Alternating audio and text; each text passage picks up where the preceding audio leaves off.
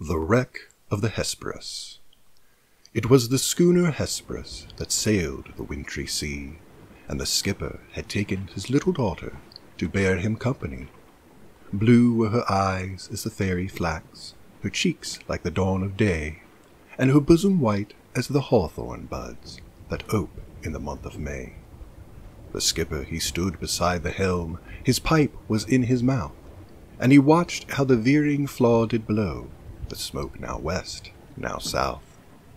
Then up and spake an old sailor, had sailed to the Spanish main. I pray thee put into yonder port, for I fear a hurricane. Last night the moon had a golden ring, and tonight no moon we see. The skipper, he blew a whiff from his pipe, and a scornful laugh laughed he. Colder and louder blew the wind, a gale from the northeast. The snow fell hissing in the brine, and the billows frothed like yeast. Down came the storm, and smote amain the vessel in its strength. She shuddered and paused, like a frightened steed, then leaped her cable's length. Come hither, my little daughter, and do not tremble so, for I can weather the roughest gale that ever wind did blow. He wrapped her warm, his seaman's coat, against the stinging blast. He cut a rope from a broken spar, and bound her to the mast. "O father, I hear the church bells ring. O say, what may it be?" "'Tis a fog bell on a rock-bound coast," and he steered for the open sea. "O father, I hear the sound of guns. O say, what may it be?" "Some ship in distress that cannot live in such an angry sea."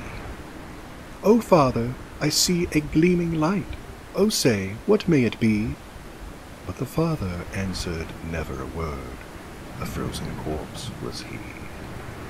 Lashed to the helm, all stiff and stark, with his face turned to the skies, the lantern gleamed through the gleaming snow on his fixed and glassy eyes.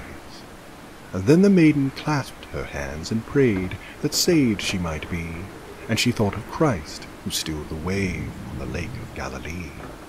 And fast through the midnight dark and drear, through the whistling sleet and snow, like a sheeted ghost, the vessel swept towards the reef of Norman's woe.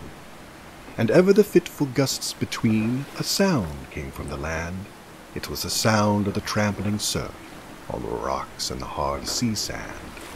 The breakers were right beneath her bows, she drifted a dreary wreck, and a whooping billow swept the crew like icicles from her deck.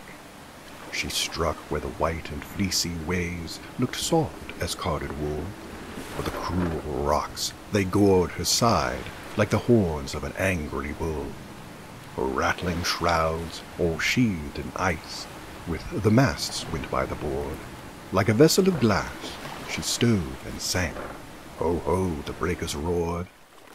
At daybreak, on the bleak sea beach, a fisherman stood aghast to see the form of a maiden fair, lashed close to a drifting mast. The salt sea was frozen on her breast, the salt tears in her eyes, and he saw her hair like the brown seaweed on the billows fall and rise. Such was the wreck of the Hesperus in the midnight and the snow. Christ save us all from a death like this on the reef of Norman's woe.